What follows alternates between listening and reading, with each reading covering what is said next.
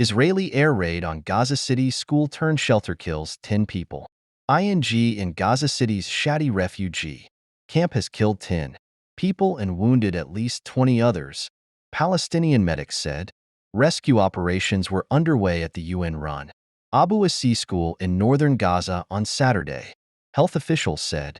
Reporting from Deir el-Bala, Al Jazeera's Hind Qudri said that according to locals and witnesses, most of the people sheltering in the school were displaced from other parts of Gaza.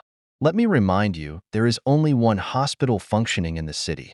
And we know the health situation in hospitals in Gaza has been horrible, so it is difficult to help the injured, she said. Palestinian health officials said at least 30 people were killed by Israeli military strikes across the enclave on Saturday. Lar has been under siege for more than 40 days. Sieged homes, Qudri said. We have received many appeals from people in Beit Lahia who say they're stuck and need rescuing. They have no food, water, or medical aid, she noted.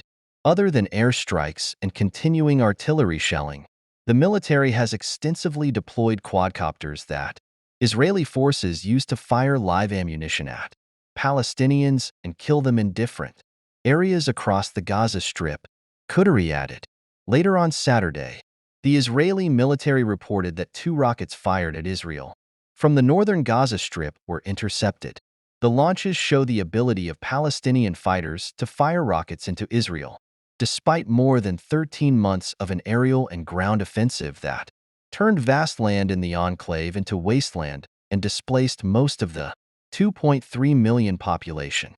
Israel's genocide in Gaza has killed at least 43,799 Palestinians and wounded 103,601 since October 7, 2023.